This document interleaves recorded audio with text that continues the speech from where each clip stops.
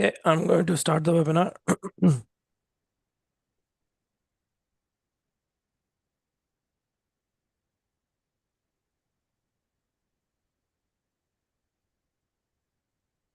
Good afternoon, everyone. Welcome to today's webinar.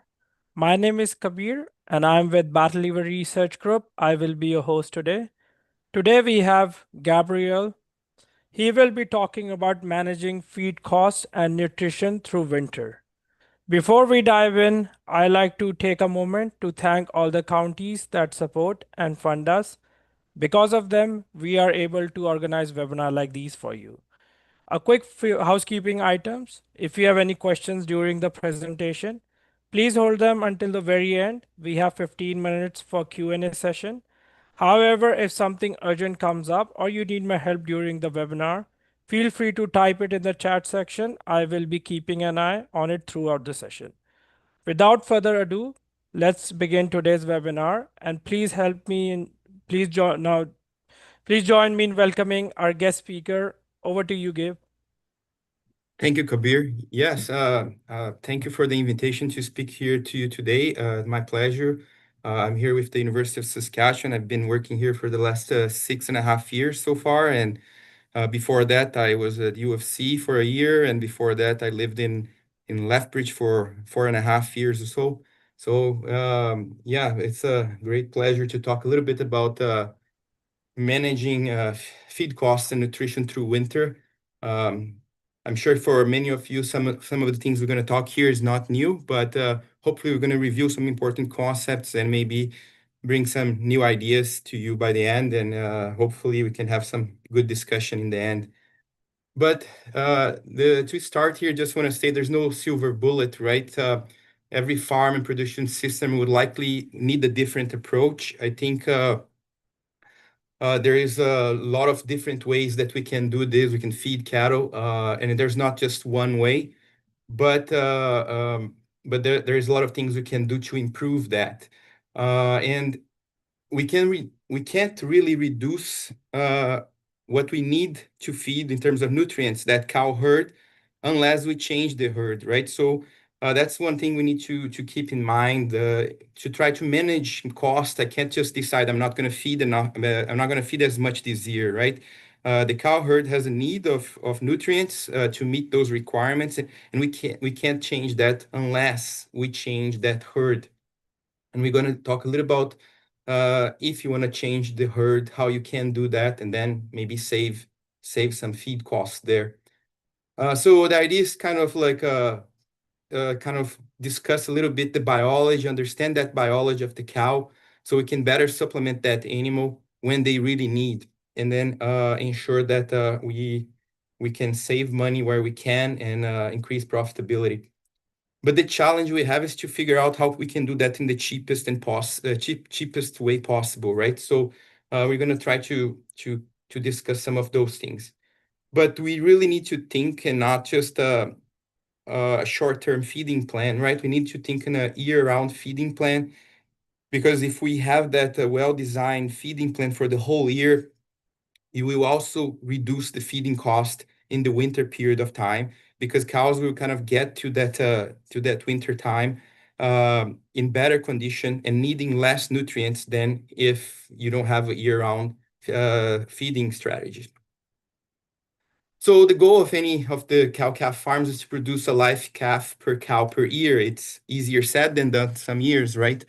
With a lot of impact of weather on our forage production and our cows, then some years it can be quite a challenge to achieve that. But cow breed and size and milk production can also affect nutrient requirements. So one of the things we always say, and sometimes people forget about that a little bit, is that we should match the cow we have to our environment and feed resources we produce, right? So we've seen that when you think about and we look at the cows here in Western Canada, we've seen that over the last 10 years or so, we have increased quite a bit the average weight of our cow herd. And this drives change, right? So those larger cows, they eat more, and they're going to be more costly to keep. right? So that's something to think that will affect that how cheap we can produce. But in the other hand, with those larger cows, they do and they can do better. They deal better with lower quality forages. They can eat larger quantities and deal better and digest better those like lower quality forages. But still, they need more nutrients to meet their maintenance requirements, right? So this graph here kind of shows well what happens in terms of energy when we increase the average herd size in pounds here from 1,000 to 200 pounds to 1,400 pounds, right? You can see you need quite a lot, quite more energy to feed those cows.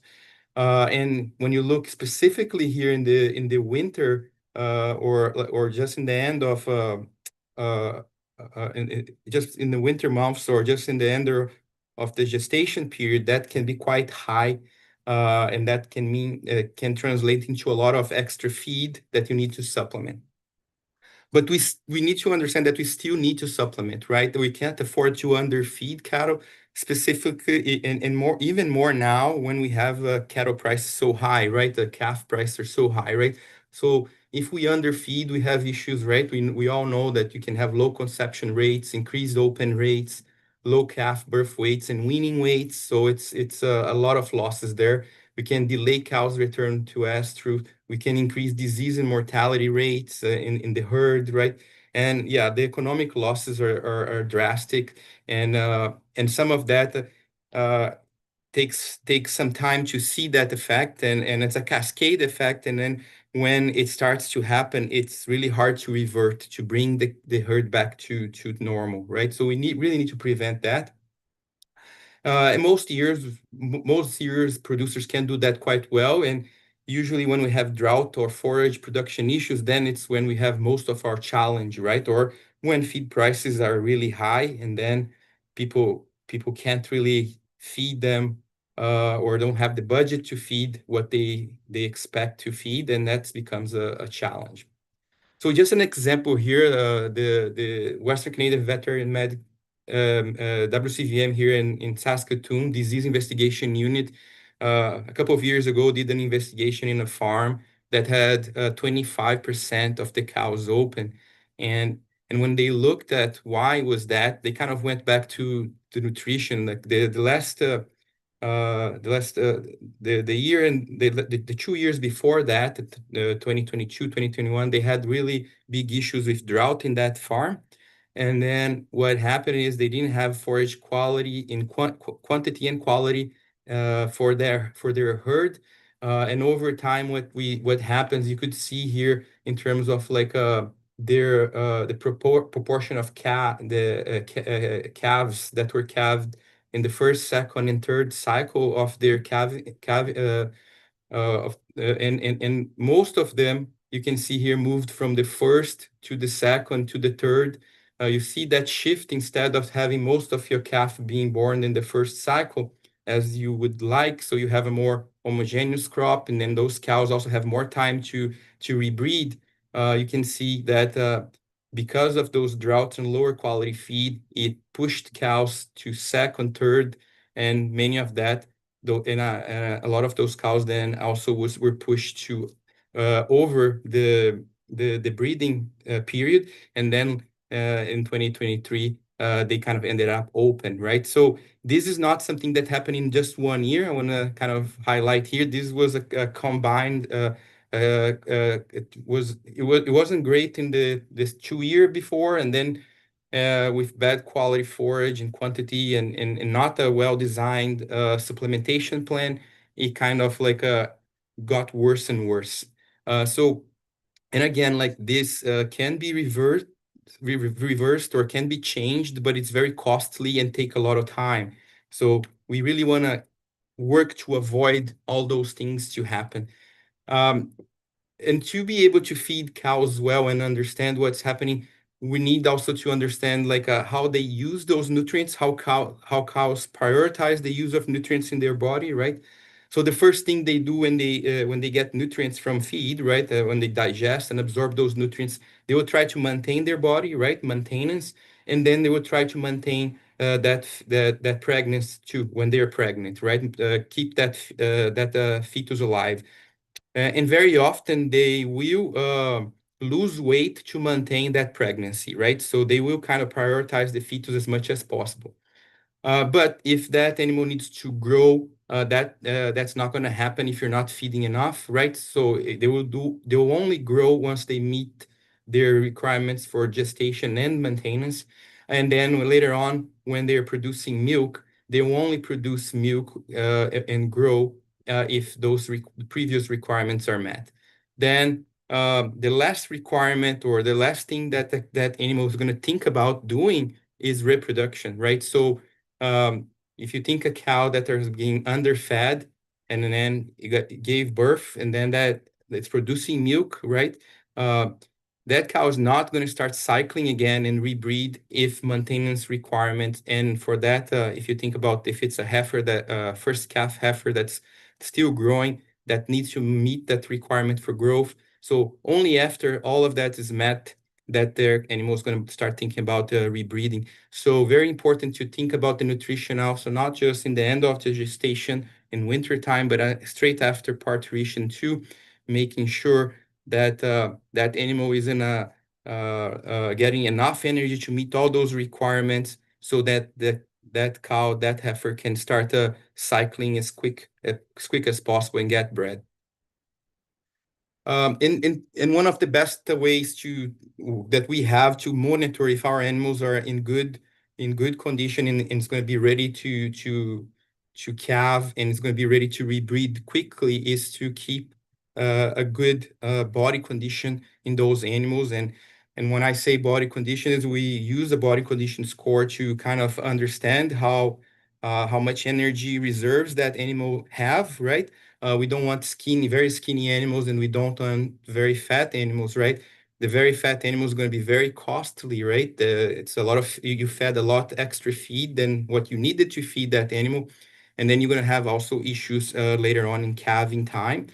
So you don't want that. Those three above 3.5 to 5, right? In a 1 to 5 scale, but you don't want to have those below 2.5, 2 to 1.5 animals either, right? You will have very a big challenge calving and won't rebreed fast enough, right? So really want to kind of keep them around that 3. Um, and usually there's different ways you can do that body condition score, right? Like the main thing is just looking at it is not very easy to tell, especially if they have a pretty thick hair coat that can really hide what's happening, right? Uh, but usually we don't want to be able to see the outline of the spine really visible. We don't want to see much of that. But we understand, or maybe just slightly see, but not easily. You can feel it, but not see like really evident. And then you want to make sure we want to kind of see the outline of the last two ribs, right? So that's kind of one way. But again, like just visual is not the best way. And if you go to the BCRC website, they have some good videos that show us how we should be doing that body condition score. And one of the things that they really highlight that it's you need to put the hands on your cows and really look specifically on that short rib area, kind of really touch that short rib area on the side of that cow and just see how much fat cover you have over there. So you want to have it completely covered with fat, beginning to spread over their hump, and you want to be able to feel those individual ribs just with like with firm pressure, not too. You don't want to feel that too easily, and you don't want to have it completely covered that you can't feel anything. So it is we don't really need to be perfect. We really need to figure out like what's an average tree and it's a fat and what's a skinny animal, right? So sometimes people are really worried about being too perfect, but in the end, just being able to if you were able to figure out what a under conditioned animal and an over conditioned animal looks like, then you should be probably good. And one of the important things of keeping them in that ideal body condition, 3 or so, is because also It's going to help with them in terms of like maintaining in terms of energy during winter, right? Like a skinny animal is going to take a lot more energy to maintain body temperature, so that also helps in during winter here in Canada, right? When they are in a adequate body condition. Um, as you move to kind of having fat cows, then you have different types of problems, right? Like calving, it's going to be an issue, and we definitely don't want to have that. That's going to add a lot of costs too, and risks to the cow and to the calves, right? And as you start to think about that feeding, right, and feeding management and that year-round plan, I think one of the things that can help a lot with feed costs is choosing an appropriate calving time, right? Because if you choose the appropriate calving time when you have forages available and high quality forages available, then you can reduce the amount of feed that you use throughout the year, right?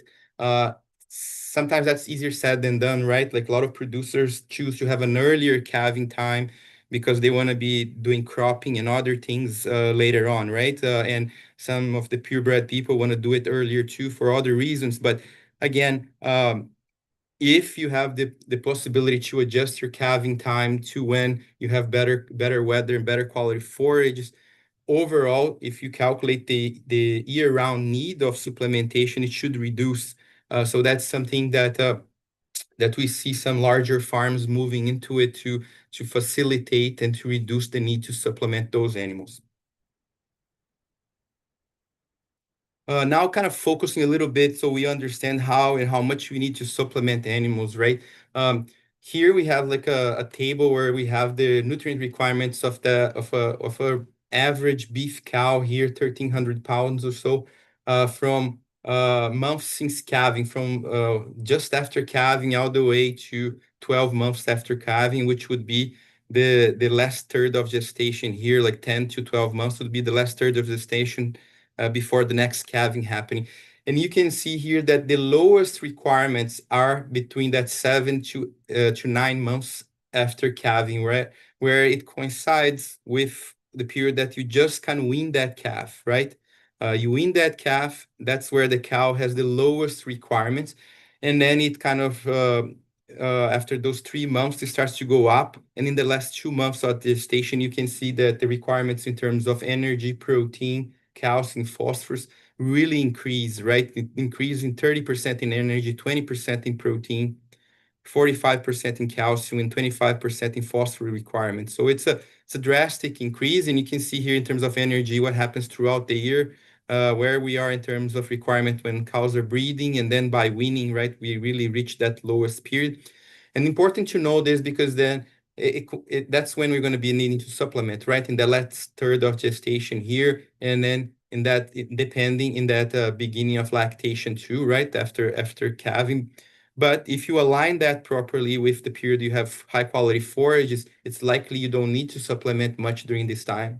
However, if you're calving it in January, February, you likely have to feed and supplement quite a bit during this period.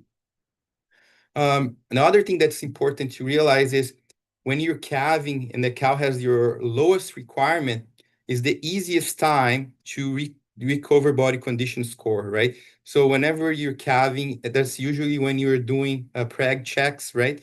That's a good time to do a body condition score and make groups and separate cows that need extra supplementation and separate those cows that are in good body condition that you don't need to do much and just kind of feed a maintenance or a regular diet. Those skinny cows at this time at calving, if you feed a higher energy diet or you supplement them a little bit more during that period, they will regain body condition really quickly. They're in a period that all the nutrients are going to go into kind of regain that body condition. They will have some compensatory gain happening. So it's usually cheaper. That's the best time to regain or try to adjust body condition score in those cows, right? And if you do that, when you get into that last third of gestation, which is the point where they need more nutrients, then if they are already in good body condition score, it's easier to achieve that. If they get to that last third of gestation skinny, That's going to be a challenge because they need more energy and protein and all nutrients just to support gestation, the calf that fetus that's growing. And then they also need for their maintenance a lot more, right? But they're not going to gain body weight very efficiently, and that's going to be a problem. You can have problems there. So by having a little bit of that understanding, I think it can help us understand where and how we should try to kind of focus if we need to adjust that body condition. So really, the objective is to maintain like when we're trying to feed those cows after weaning to maintain them healthy with an optimal body condition score at the lowest cost possible, right? And really being able to separate those animals that are in low body condition score, and even the ones that are in high body condition score, because that's the problem too. You don't want them to get even fatter, right? Like, so you're gonna make sure that you adjust. It's going to be important. Those animals on lower or thin cows you can feed them a better quality forage, supplement them a little bit more to try to get them in that condition. But the cows in good body condition, like if there are three already, what we want to do is make sure that they maintain that body condition, right? They will gain body weight because the calf will start to grow, right? Like, so by the end of gestation, they should be gaining 130 to 180 pounds. That's equivalent to the calf weight plus the uterus growth, all of that, placenta and all of those things. Um, but you don't want them to really be gaining a lot more if it's a mature cow, right? Of course, if you're talking about a heifer, a first calf heifer, that's a cow that's already still growing, then it's different. They still have to grow. But for those cows in good body conditions, that's usually what you want them to be gaining from that weaning period all the way to the end of gestation. So one of the ways we have to kind of deal better with those with feeding and better use the feed resources is also by kind of making feeding groups, right? Um, the Sometimes it can be challenged depending if you don't have a lot of cows, these small group cows, but in general, if we can make three groups of cows, that would be ideal, right? Where you have your mature cows in good body conditions, right? Cows that are strong, can don't need to gain or lose body conditions. You're going to maintain them in that body condition. You're going to definitely adjust what they feed as they move from second to third uh, period of gestation, but they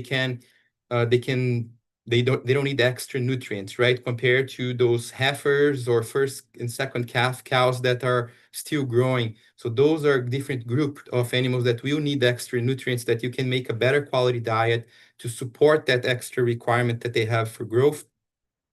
You might do that by choosing a forage resource that you have at the farm that has better digestibility, better quality forage that will provide higher energy and will provide better intakes to animal will eat them better. So that can also support that extra energy. And then the third group would be thin and old cows that we know have some trouble eating enough or competing for food with the other animals. Very often, some people have trouble making groups, and they may decide, if not possible, to have three groups to combine those teen older cows with the heifers and first and second calf cows, because they would have a similar requirement. We would benefit for forages of a little bit better quality or extra supplementation in that to meet their requirements. So this is a good way because if you try to increase the whole herd diet requirement, you will be feeding extra nutrients to cows that are in good body condition. That's really not needed, right? So that's important, and then they usually are more aggressive or can compete better for food and might not let heifers and thin and old cows eat. Then you make the problem even greater. Then you have thinner cows and heifers and old cows that getting thinner and thinner, and then you have those mature cows getting fatter and fatter. So the grouping is definitely a great way to better use and supplement the animals and achieve those desired goals. Another thing that's important to have in mind is we're trying to provide uh, uh, a quantity of nutrients to that animal that's like in kilos per day or in grams per day, or if it's vitamins in IUs per day. And whenever we're making or formulating a diet, we need to predict or estimate how much they can eat of that diet, and then we mix that. We formulate diets, right, with different feedstuffs to meet those requirements, and that diet will have nutrient in concentrations, right, percents and grams per kilo. However, for some reason, animals might not eat as much as we predicted, or might not want to eat, or can't eat as much as we predicted. So not just formulating proper diets early on, but being able to reevaluate, are the animals eating as predicted? Because if they're not eating as predicted, for example, if they're eating more or less than predicted, then they're not be getting the quantity amounts of each of the nutrients they need per day, and then that's going to drive issues later on. They might be underfed and then lose body condition. And the other way, if they are eating for some reason more than you predicted, they are going to be eating a lot more energy and protein than they need. They might be getting a lot of gaining body weight, too much body weight, right? Getting extra condition, which you don't really want, and then increase your feed bill, right? You don't want that either. So a good nutritionist, he or she will work with you to put those diets together, but they will also come back and reevaluate and work with you to see, are they eating as predicted or not, right? And if they're eating under, they're eating less than predicted, then they can change those diets or tweak those diets to adjust for that. So then you can save money, or if they're overfeeding, the same thing, and then you can kind of in the end feed exactly what they need, and save money in the end. So really, it's a quite expensive if you think that if you're paying for somebody to just run a diet for you, but it can get quite cheap if that person is also reevaluating those diets and how the animals are performing over time, and continually adjusting to maximize then the outcomes, I guess, in the end here. So you're going to be optimizing your the performance of those animals, right? And when we're trying to formulate those diets or to feed those animals, it's important to understand how much they can eat of the different feedstuffs, right? Very often, we're feeding a lot of like byproducts and very often lower quality feedstuffs like straw or crop residues, and some of those can be quite lignified, can be quite low in have very low quality, right? So understanding that they will limit feed intake by the dry matter intake of those cows is important, right? So usually those lower quality feeds like the dry matter intake of a cow on that type of diet, it will be around 1.2% of their body weight, right? As you move up to a little bit better kind of feeds, higher, a little bit higher quality, kind of, we will have cows eating between 1.5 to 1.75% of the body weight. And in a very high quality, like a barley silage, a good quality barley silage, for example, they can eat between around 2.5% of their body weight, right? So having that understanding will give you an idea of like also how much you need to supplement and what you can expect from them.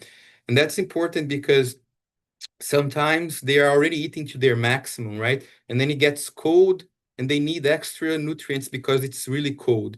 And then people think that they can just increase the amount of the total feed that they're giving. If they can't eat anymore because they're in a low quality, kind of poor straw diet, it doesn't matter if you give more quantity of everything, right? So we need to change and focus on improving the forage quality that you're giving, or kind of focus on giving more pellet or concentrate to support that extra energy need, because feeding more straw won't help in that situation, right? Another important thing to consider is when they're in the last month of gestation, the calf in that cow uterus is going to be quite big, and that's going to take a lot of space in the abdomen of that cow, and the ability to eat of that cow in the last months of gestation, which coincides with the winter here in Canada and can be very cold, it's going to be much lower, right? There's less space for the rumen, so the rumen capacity is impacted just because that uterus is very large, taking space in the abdomen. So what happens? Cows eat less, they can't eat as much, and they usually increase the passage rate of the feed through the rumen, and often they can digest less of that feed. So one of the strategies to kind of balance that is try to save better quality forages to that last month or last 2 months of gestation, and keep those very low quality forages to that period, just after weaning, where they have the lowest energy requirements, right? So those things in terms of understanding uh, the requirement of the cow and the feed resources we have will help us kind of better choose what type of resource to use to a specific group of animals, right? So those cows straight after, like dry pregnant cows straight after weaning, we can feed lower quality forages for sure, and they can do quite well. But that cow just before parturition or straight after parturition when it's lactating, or that first calf heifer, those groups of animals will need a better quality forage, and making sure we save resources, better quality resources for those animals will make a big difference in the amount of external inputs or pellets or concentrate you have to feed those animals. So it's really about that planning, right? And getting that cattle inventory and feed and figuring out the feed needs for those animals, right? So we need to really group those animals properly, have a good idea of age and breed and size, have a good idea of the body weight of each of those groups, right? And then kind of work to kind of predict or calculate the requirement for each of those groups, and then take stocks on the available resources in that farm, like what's available, how much hay, silage, straw, grain, or any byproduct you have, or crop residues is there to feed those animals. With all that in hand, then we can kind of like start to figure out what else we need to buy to supplement, and we can start to design those diets, and that feeding, the year-round feeding plan, right? But we can't do that without really uh, having all those feed resources analyzed, right? So taking feed samples, right, from the different forage sources or roughage sources or grain sources is going to be quite important. So you can really formulate appropriate diets to meet those requirements, and by doing that, we can minimize the amount of extra feed or external feed we need to buy to supplement our cows. And analyzing it, it's critical. And very often I see a lot of people do analyze more than we expect. But what we see most often is people analyze and don't know really how well or how to use those feed analyses well. So here is just to show you, like, for example, the variability we have in barley silage quality, right? So we have an average book value here, average for barley silage, let's say energy, TDN, but 60% TDN. But we can have barley silage that's 55, and you can have barley silage that's over 65% TDN. So it's just a huge difference, right? So if you have a barley silage that's 64, 65, you will need a lot less energy than a barley silage or feed than a barley silage that's 55, right? So that's you, and the same thing goes for barley straw and wheat straw, right? So there's a lot of variability in terms of composition, and if you try to use book values, you're going to be overfeeding or underfeeding all the time, right? So we can't, if we really want to minimize the amount of or that we spend, right? Or if you want to minimize how much we spend in extra feed or what we purchase, we need to kind of know well what we have in hand so we can buy exactly what we need to supplement those diets. So feed testing is essential. And that's not just for forage sources, right? Like grain sources can vary quite a bit. And especially during drought conditions, for example, very often you have like low bushel weight barley, right? Or low bushel weight grains in general. And that's not a bad thing for beef production, right? Cows can do quite well of using those low bushel weight cereal grains, but we need to know because we need to account for that on our feed formulation, right? They do not provide exactly the same amount of energy, and animals can adapt for that, may eat a little bit more and compensate for that, but we need to adjust our diets for that. And so in those periods of time where you have low bushel weight barley, for example, it might be a great thing because you can buy that cheaper, right? More feed, more barley becomes feed or become available for producers, right? But you can't make it if you don't analyze and really formulate appropriate diets with that analysis.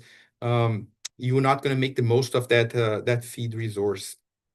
So always take samples and use that to properly formulate the diets. But another error that we see all the time is sometimes you take this sample for analysis of all your feed ingredients, you make those diets and you have those plans, but very often a forage resource ends and you're going to move to another one, and sometimes they mix those different feed resources, and in the end you don't know which group of like bales are from each analysis, right? And then in the end, all of that effort in taking samples and analyzing and making diets, you kind of throw that away because you mixed everything and you're using them like they are all the same, right? So whenever possible, really group those feed resources and keep them separate and label them appropriate. So like right now I'm using these bales here that were produced together, similar quality. As soon as I move to a different type of forage, I need to change my diet and I need to figure out what the diet and how much I need to supplement to adjust for that. So it's all about that long-term plan strategies, calculate how much that herd needs. And another thing that's important is always kind of like making sure, maybe now it's a good time to be thinking about next year, this time next year, right? What are we going to be doing in terms of forage production for next year, winter feeding, right? That's a good time to be thinking and planning for that. What am I going to be seeding? How much I'm going to seed, and how I'm going to be preserving that forage for the next year, because we had droughts happening. Droughts are going to happen again, and that can affect feed production, right? And availability. So having that extra feed production and stored will be important to kind of buffer those periods where we have issues with forage production. Um, and really reducing cost of feeding is all about maximizing forage production, yield and quality. So really, you you can go around and you can talk to a lot of producers and you can visit many farms. The ones that really make money is the people that knows how to maximize forage production and quality. They can reduce or minimize by doing that the amount of extra or external resources or how much concentrate or grain they need to buy, right? And so really working with agronomists or using best management practices to really maximize the yields and how much you can get, and choosing the best crops for your soil and your environment, right? And there's no like best crop, right? It's every farm is different. What works for a farm is not the same that for the other farm, right? So understanding where you're located, your climate, your zone and your soil zone and what works well there, really it's gonna ensure that you can maximize for yield for that farm. And then after you do that, thinking about how you're going to be preserving that. Are you going to be harvesting for hay, or are you going to be making silage or green feed, or are you going to be using some crop residues to feed cows? So there's many ways of preserving or conservation, and figuring out what works best for you and making sure you do that well, right? If you're making silage, you got to make silage well. If you're doing making hay, you got to make sure you do that properly. But one of the ways that we have learned, right, and probably most of you there online that feed cows are probably doing that already is is choosing some type of extensive winter feeding option, right? Um, the cow-calf surveillance network has shown that by their survey, the most, I think, over 80% of the cow-calf producers are using some type of extensive feeding option. That can be bale grazing, soft grazing, standing corn grazing, stockpile forage.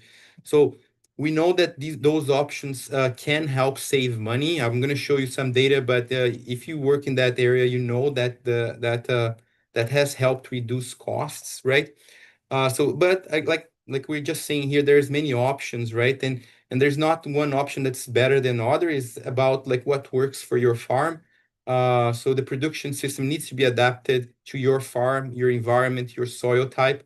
But definitely swath grazing, standing corn grazing, bale grazing, or stockpile grazing, all can be good alternatives depending on the situation, and they might have different needs, right? So, kind of really thinking through what type of environment and soil and conditions you have at your farm and what works better, that be important. And again, kind of going back to what we've been talking about, we really need to focus on maximizing forage production, yield, and quality. That will really drive reduce that need for supplementation, reduce cost of production, and increase profit margins in your farm. But the best option, of course, is going to be specific to each farm because every farm is so different to each other, right? And then kind of understanding what's the advantage of your farm, what really makes your farm unique, what's around your farm that can support in terms of understanding what type of like of agricultural processing facilities are around, like what type of byproducts you might have close by. All of those things help you understand what might be available to feed animals. So all of the having that knowledge will help moving forward. Specifically about soft grazing, I think many of you might be doing that already. Not really going to talk too much about it, but uh, making sure we have swaths with widths that's about 20 to 25 feet will help reduce wastage in deep snow, but also using some electric fence to control how much access you give to cattle on those swaths would be essential so you can maximize the usage, right, of those swaths, right? If you give access to too much area, then they're going to trample all of it and start to poop in some of it, and they won't eat, and you're going to have really a poor utilization of that high quality feed that you produced, right? So doing that can definitely help, but also understanding that swath grazing might not be for everybody, right? Some farms, if you in the region that have like freezing rain, if you have frozen and a lot of like frozen and drifting snow, or you have chinooks where the snow melts and then refreezes and forms ice, uh, or if you have too much snow, all of that makes it difficult for cattle to reach those swaths or to find that feed. I think that's going to be a problem, right? Um, it can happen anywhere right, like you can't really predict what's going to happen every year, but in some areas that happens more often than on others, so might not be the best plan for some farms. But from some a lot of the farms here in Western Canada have done swath grazing well. uh, so it's a good option. It can be a good option, I guess. But again, because the weather is so unpredictable, having some backup plans, have some green feed or some hay available will be important for those years where the weather is different than predicted. Especially this year here has been a bit crazy, and at least in Saskatchewan here we've had like strangely a couple of very warm weeks here. In Saskatoon we had above zeros. I've been here for the last almost 7 years, and it was the first time that I see 2 weeks that we had like plus degrees in January, right? So that melts everything, and then at night it freezes up. So the ability to kind of really eat from those cows, it's reduced, and then you can have a lot more wastage happening too. So corn, I'm not going to talk a lot about the corn grazing, but corn grazing can be an excellent option too, especially everybody's interested in corn, becomes interested in corn as they see the potential yield of corn compared to barley and other forages, right? Like sometimes you can double the yield in the same same area. But it's a risky crop when you compare to other crops more adapted to Western Canada, right? Over time, there's been a lot of research and improvement in the corn hybrids that are more adapted to Canada or to the Western Canada. But you can see here, for example, over multiple years, you can see that in some locations here, yields can be quite low, much lower than you expect. And then that can definitely impact the profitability and your forage production, especially if you don't have irrigation, right? So corn, it's a crop that really needs moisture in the right time. It's not really drought resistant. So if there's no irrigation, it's very risky crop. Uh, I'm sure over if you take data from 10 years here in Western Canada, you might have 3 years that is really good.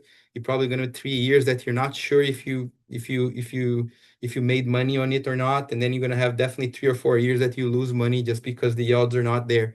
So it can be used if you produce high quality forage, especially if you have irrigation, but you need to also have a backup plan for the years that yields are not quite there. And if you're using grazing corn, also controlling how much access you give them to those cornfields is going to be important, right? If you don't use some type of electric fencing or something to restrict access, those cows are going to try they're going to go just eating the cobs and not and leaving the rest behind, so not going to have a lot of a great utilization, and you can have risk of acidosis by doing that. So but restricting how much feed you give, like usually 2 3 days of feed at a time, can definitely help reduce those risks and improve the utilization too of that crop. Um, but then feeding crop residue, and this is what we've seen quite a bit, and probably a lot of you guys are doing that, like here around Saskatchewan and Alberta. Uh, and then when I talk about crop residue, I'm talking about straw, stubble, chaff, stover, any of that, right? So we see a lot of people doing bunch grazing or stubble grazing, and that can be done well if you understand the pros and cons of that, right? The advantage is like very often there's a cheap and available because we have a lot of grain production in Western Canada and a lot of fields, right, that are left with a lot of that straw or stubble, um, and making use of that, and it's a great option. But those feed resources are very high in fiber and lignin, have low crude protein, low energy, so we need to supplement them appropriately if you want to make sure we get a good results in the end, and the cows do not lose body condition, right? So they definitely will need some protein supplementation, not just energy supplementation, right? So very often people think that just barley supplementation is enough. It's not, right? You're gonna need some protein supplementation there too. And we need to understand that those crop residues, those high fiber, high lignin crop residues will limit feed intake on those cows. Um, and they should not be fed those crop residues or those diets once they are they calve, right? They won't be enough to meet the lactation requirements, or they're going to restrict quite a bit intake if doing so, and it might be a challenge, and you might have very poor conception rates later on. Another option, I guess, to supplement like that roughage needs of those cows, maybe that might work for some of you, is oat hulls. Like there's a lot of oat hull oat processing facilities around Western Canada, and that can be sometimes a cheap source of roughage of fiber that can be added to those diets, similar to crop residues. It's high in fiber, low in crude protein, but usually have a little bit more energy than those crop residues. It can vary, so analyzing that will be important. But the interesting thing is cows really like that oat hulls, and they eat quite well diets with oat hulls. So in some situations that can be a good option to feed cows.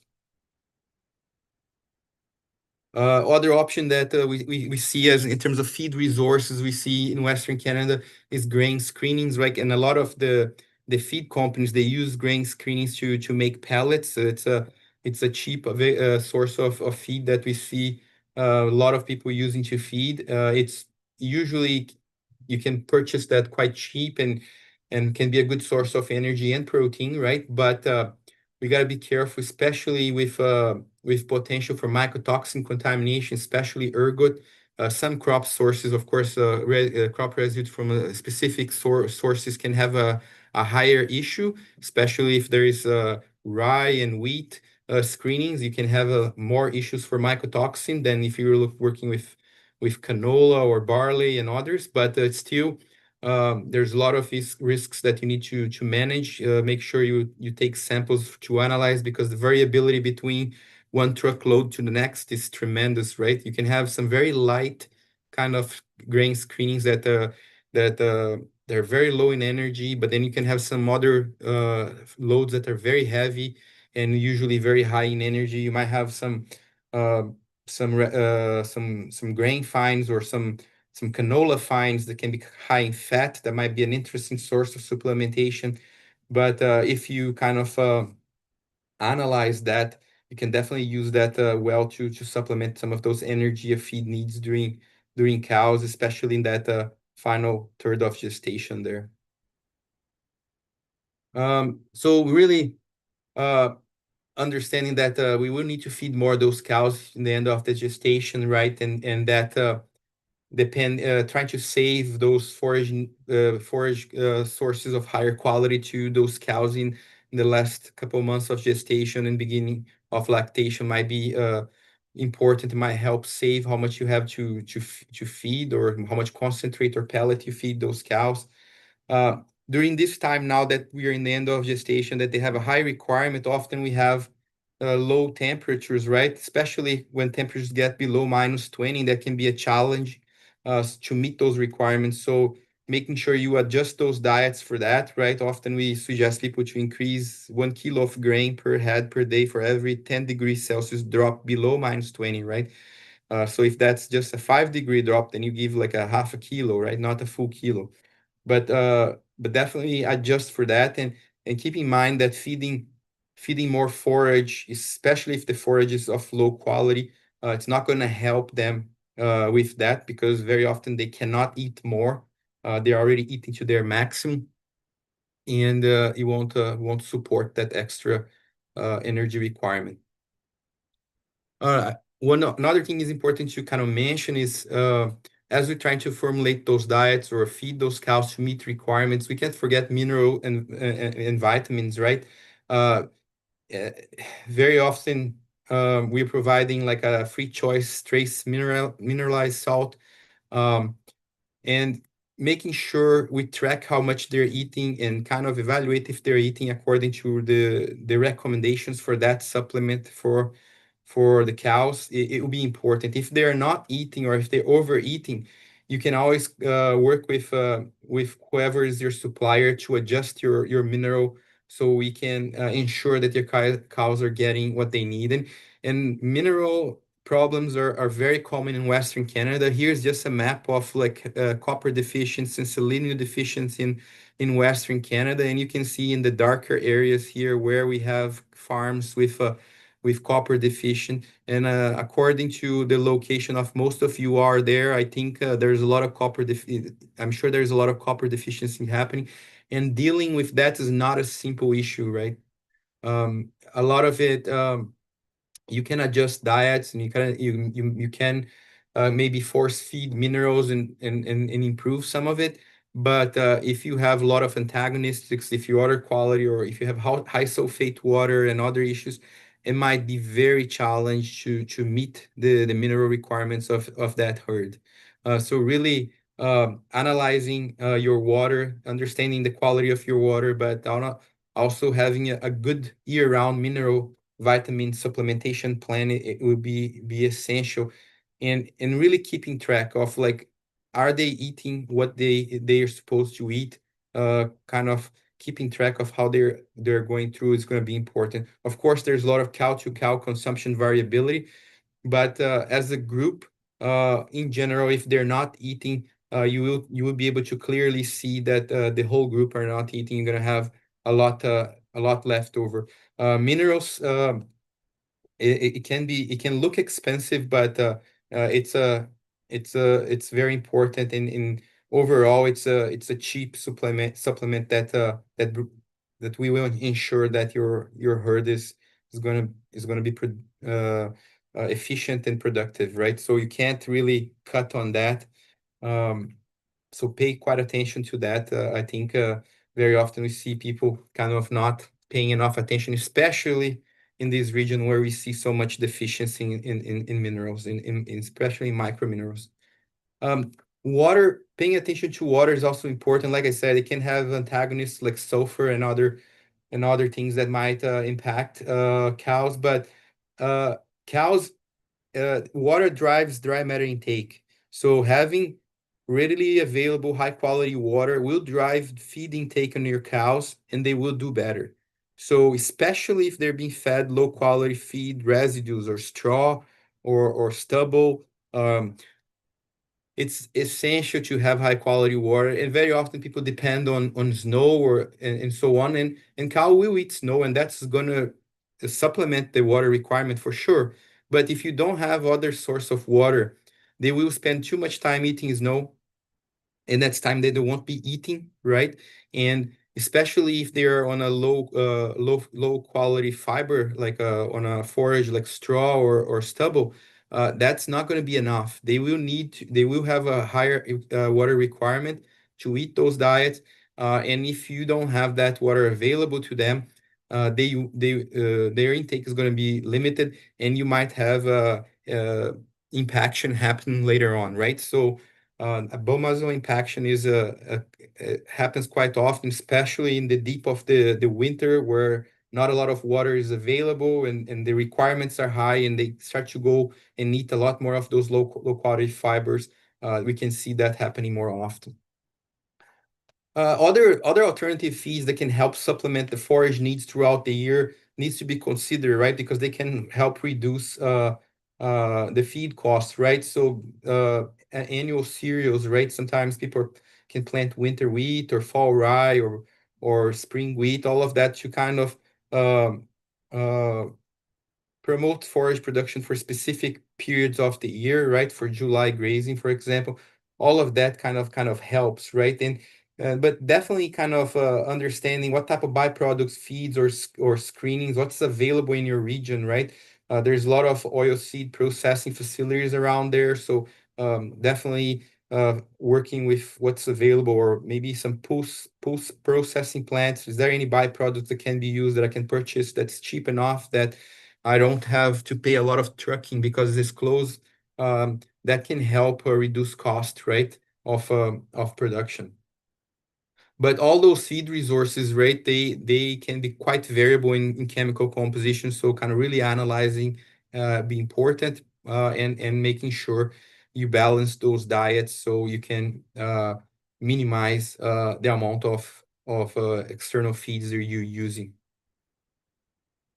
Like I said, like abomasal impaction can be a problem if you're feeding those low quality forests, and especially in the winter, and especially when water intake is restricted. So try to make sure there is ample water available and that those low quality forests are supplemented with minerals and protein to really get that ruminant microbial community going and really breaking down that fiber. So supporting those microbes in the rumen with like protein minerals will be really important to get them as active as possible in breaking down that tough fiber and preventing that issue. You don't really, this is something we really don't want to have happening, especially when it gets really cold.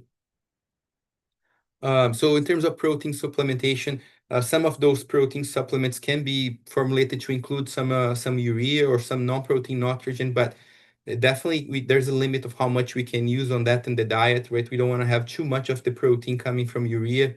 Uh, the rumen and cattle have a true protein requirement that can be in the form of canola meal or dry distillers grain or any kind of higher protein feed stuff you can find around you. Definitely work with people around you or some of the nutritionists or people that can help you formulate those diets for that. And by doing that protein supplementation, you can help break down that low quality fiber. Um, it's kind of essential. Just as an example, very often people kind of supplement some of those low quality feeds with barley, and barley has protein on it, but not a lot of protein compared to some of canola meal or the DGS, for example. So here in this study, they just kind of compared supplementing cows with the DGS or a mix of the DGS and barley or barley. And that's kind of the diet that they were fed. You can see here they were getting about 7 kilos or so of straw, and they were getting another 2.5 kilos or so of hay, and then about 4.5 kilos of a supplement that were the DGS with the DGS barley or a mix 50-50 of barley and with the DGS. And you can see the intake were very similar among the group of cows, but the cows on the DDGS were better able to maintain and gain weight compared to this barley supplemented cows. They actually lost weight by the end of the feeding period, right? So just showing that for that type of cows being fed a straw chaff kind of forage source, that they did benefit from that extra protein coming from the DGS compared to the barley grain. And in this other study here was the study done here at the U of S about 10 years ago or so now, but just comparing some of the different winter feeding systems and what potential in terms of like saving some costs does that kind of bring. So they compared a dry lot feeding system where they fed hay, a mixed hay, or a great system where the cows are grazing oat residue or pea residue. That's just the composition of those different residues. You can see that the energy in that pea residue was much lower than that oat residue, and that energy in that mixed hay wasn't that high, but it was still decent, 55% TDN. And then here the results they found in terms of intake. You can see that in terms of intake here, to meet requirements of those cows in the grazing oat residue and pea residue, they had to add quite a bit of supplement. So they fed oat grain, and you can see that for the oat residue, they fed almost 5 kilos of oat grain, and then for the pea residue cows, they fed about 4 kilos or so, and they didn't need to feed that when they were feeding in the dry lot, right? About mostly that hay. That's all they were getting there. And then when it comes to their performance over 3 years in that study, actually, what they saw is that um, the in terms of body weight change or condition score, that the cows on dry lot did better, but the cows fed the oat grazing were able to maintain and even gain some weight by the end, and even the cows um, on the pea kind of grazing pea were also able to maintain, but there was a difference, as you can see, between them. In terms of body weight condition score, you can see that there was also some small changes with of course, the dry lot here maintaining a little bit of a better body condition score. They gain a little bit of body condition score, where the ones oat grazing and pea grazing residue had like a slight loss of body weight. They were kind of tried to manage for them not to reduce, or not to change body condition. That's why they're so close to a zero change here, and they were always in a 2.6 to 2.8 body condition score. So very close to that 3 that we want, between 2.5 and 3. That's kind of perfect almost there. So trying to make the most of the feed resources.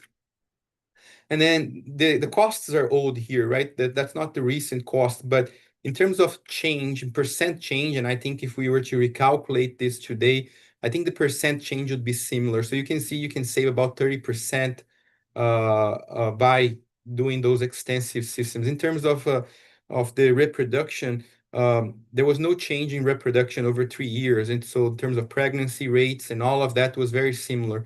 So you can see by using the more extensive kind of feeding system, they were able to save quite a bit of money And that's why 80% of the people now have moved to more extensive feeding strategies, right? Um, the same thing, they did a study where they compared over multiple years to the cost of bale grazing, soft grazing, straw chaff grazing to dry lot. And you can see that if you're doing some type of bale grazing compared to dry lot, you can reduce 8 to 10% your feed costs. But if you're doing soft grazing, about 30%, right? In this situation here, straw chaff grazing was higher than dry lot, and it was likely because they had to supplement or they fed quite a bit of concentrate to meet requirements of those cows, and price of feed during that time was high, and it kind of brought the price uh, up. So, but this might change wherever you are and how cheap you can source supplements and concentrates to supplement that straw chaff. So just keep that in mind. It might be a better option for that second third of gestation where the requirements are lower, and maybe not a great option for the last third of gestation where cows get into that higher requirement period. So just to kind of summarize a little bit of things we said in terms of take-home message, we really need to have a good cattle inventory, kind of group those animals appropriately, know well times of breed and size and body weight of those animals to design appropriate diets to meet that requirement. Have a feed inventory, understand how much resources we have in the farm, and take samples and analyze those resources. Um, so we can properly formulate diets to meet those requirements. Um, we really need to use that body condition score to monitor what's happening with our feeding program, right? If we see the cows are gaining too much body condition score, then we can dial it down a little bit. And if we see that they are kind of reducing body condition score, then we can definitely adjust and increase and feed a little more. So that's a great thing it's a great tool to do that, especially as they come off pasture, kind of as you're doing your preg checking, really check how those cows are doing, because that's really a good time to adjust the condition of those cows. So they come into this period right now in the end of their pregnancy in an adequate body condition, and they're not gonna struggle with calving. Really understanding where you are to maximize the use of feedstuffs and byproducts, crop residues, or any salvage crop, I think can really minimize how much extra feed you need to purchase, and can minimize your feed budget, and can definitely support your production system and increase profitability. Every farm is a little bit different, and every farm might be an advantage compared to the others. So kind of think about the advantage of your farm, and make sure you provide a year-round also mineral vitamin supplementation. And in some areas that can be challenged, especially if water quality is an issue in your farm. That's something that you need to work on a year-round basis, so you don't let those cows suffer for that. Those extended grazing systems, they're really can bring a lot of saving, right? Like it can be a great way of like reducing feed costs, especially if you understand how they work and you know how to manage them well. Cows can spread their manure, right? Help with that, so you don't have the cost of spreading manure and all of that. You keep them more spread in terms of disease, in terms of as you bring animals together and they're all in a very confined area, you have a higher risk of disease transmission. So those extended system grazing systems are nice for that too. But in some of those, like if you're using swath grazing on other sources, depending on the weather, it can be challenging. So having a backup plan, or to when the weather does not favor that system, will be important. So you supplement those cows whenever you have we have issues there.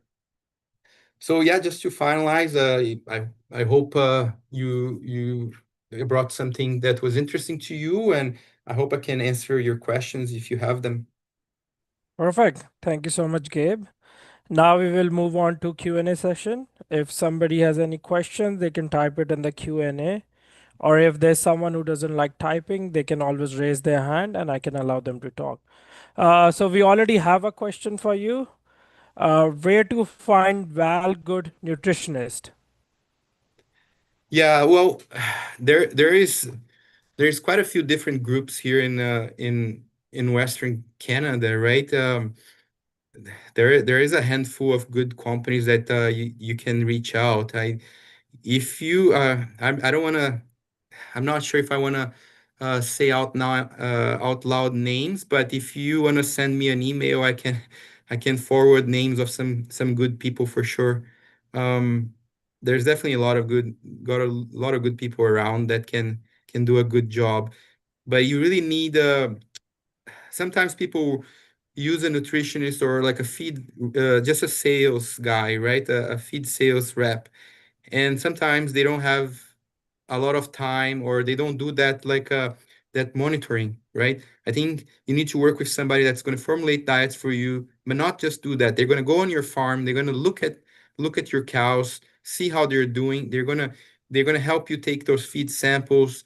They're going to put those diets together for you, but then they're going to come back and look, are this feed program working or not? And be reevaluating and readjusting that. So it can be expensive, some of those kind of consulting and how resources, but I think they really pay over time uh, by helping you save feed and resources and better feed and manage your cows on the long term, right? So definitely something to keep in mind. Perfect. Sean says he will send you an email. Thanks. So, are there any more questions? By the time people are typing, is there something else you want to add on, Gabe? Yeah, like it's when we talk about like feeding cows, it's I always find challenging in the terms that every farm is different, right? And I want to point back to there's no silver bullet in that, right? Like um we just need to focus on understanding what we have around us to and making the best of those resources, right? But one of the things that always pay is to work on your forage production, right? Like having a good agronomist to support you in terms of picking the right forages and the best practices to get that crop going the best way possible and maximize the yield of that forage, and then having the right time to harvest. All of those things can make a huge impact on your feed budget in the end of the year. So I would definitely kind of highlight that because it's huge what you can change in the feed budget by producing more and better quality forage. And it's easy to be a nutritionist when you have good quality forage and a lot of a lot of feed available. But when you don't have a lot and it's all low quality, you get in a position there is not a lot you can do, and there is more issues, right? You're gonna have to bring a lot of concentrate feeds, and as you start to feed too much of that to supplement cows, then you can bring other issues. Cows can get into acidosis, especially because you're feeding them as a group, and you have cows that are a little bit more aggressive and they go and eat more, and then you have weaker cows that are not getting that feed, and then you're going to have cows with undernutrition because they're not getting that much, and other cows that are eating too much and getting acidosis and getting fat. So it's a challenge, right? So focusing on forage production, and it's a very, very important area. Perfect. There's another question for you. During the last month of gestation, is it a good idea to feed cows twice a day instead of once, since they cannot eat as much? uh don't necessarily need to feed them twice a day. Like I think, yeah, if you can feed twice a day, that's okay. But depends on how you're feeding, right? And depending on the forages you're feeding and how much grain you're feeding, right? If you have a good quality forage and you can feed them once a day, and they're not going to be able to all eat at once or eat everything they have. So there will be time for the more aggressive cows to eat first and the other ones to come and eat.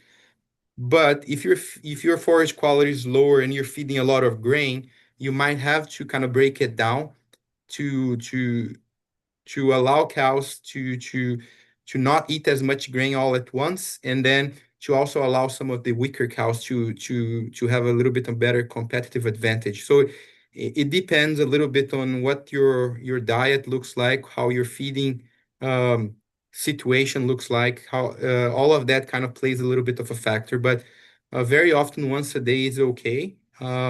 But it depends a little bit of what are you feeding actually. Perfect. Okay, there's another question. Also, what is the best method of adding calcium to a silage bale diet? Adding calcium. To a So silage bale diet, yeah. in a silage diet, Yeah, bale diet, yeah. silage bale diet. Yeah, like the minerals like calcium, all of that. The best way to feed the minerals is by kind of mixing in the diet. I'm if you're not mixing, then you're top dressing it somehow, right? So if you're mixing with grain or something, you can if you can force feed. If you have a wagon and you have you're mixing as a TMR, then it's probably the best way. But then if you don't, you're probably going to be mixing with grain is a way to force feed those minerals. But if you're not doing that, if you just have a free choice mineral, um, then you got to really make sure that they're eating and then see if the salt levels is appropriate and adjust and tweak if they're not eating to get them eating. And that can be challenging, especially depending on the water quality. Sometimes they might not want to eat as much of your mineral, right? So if you can add that to the diet as a TMR or to the grain, mix that to the grain, definitely it's the way that you can ensure that they're going to get, right? Because they're going to go for that diet or they're going to go for that grain and it's going to get that calcium. Perfect. So we have another question. We balance our feed rations and test all our feed stuffs, but find out dry out cattle wanting to eat dirt. Do you have any thoughts as to why they want to eat dirt? Very often it's relation it, it's challenge, for sure, right? Like when they're doing that, it's kind of like we call like a pica, kind of like a um, symptom, right? If they're and usually can be related to kind of some mineral deficiency or something that's not well balanced. So it can be related to antagonists, right? So you might have something in your feed or in the water that's antagonist that's binding and chelating some of your minerals. It's hard to say for sure, right? Without really kind of like going on that farm and doing looking more in terms of an assessment, but it indicates that something is not quite right, right? That it needs to kind of like dive in a little bit deeper to figure out exactly why that's happening. Um, in some conditions, like parasites can cause that too. It's likely not. At least I haven't heard a lot of like parasites here that can cause people having issues with that. But mineral deficiency, especially in this area of Canada, can be an issue. It might be leading to some of that. Perfect. Hopefully that answers your question. I think so. We don't have any more questions, so guess we okay, we can conclude the webinar. Okay, thank you, Gabe, for answering those questions and for an amazing presentation. It was truly a pleasure to have you with us today. That brings an end to our webinar. Thank you all for attending. We hope you found this information useful and enjoyed the discussion. If you have any feedback or suggestions for future topics, feel free to share them with us via email. And if you have any questions for Gabe, you can always send him an email or you can send me an email. I can always forward it to. Oh, so sorry. There's another question. Would feeding yeast help them stop eating dirt? Gabe, can you hear me? What? Sorry. So Amanda had a follow-up question. Would feeding yeast help them stop eating dirt? No, I don't. I've never. I don't know. Like yeast can be helpful in some situations, but not specifically to this situation, in my opinion. Okay, I think I think in this situation, I think we need to understand what is the deficiency that's happening first and why it's happening.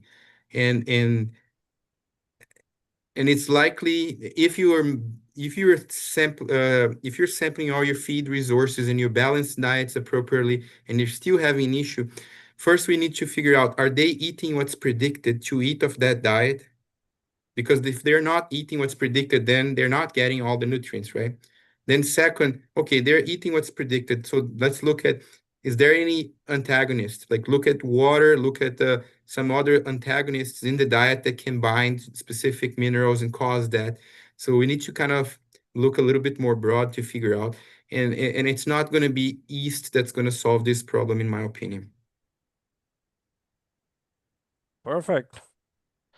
Hopefully that answers the question. Okay, I guess we will conclude this webinar now. And if you guys have any more follow-up questions or anything, you can always send Gabe an email or you can send me an email and I can forward to him. Thank you so much for all for attending. Thank Thank you, you. Gabe.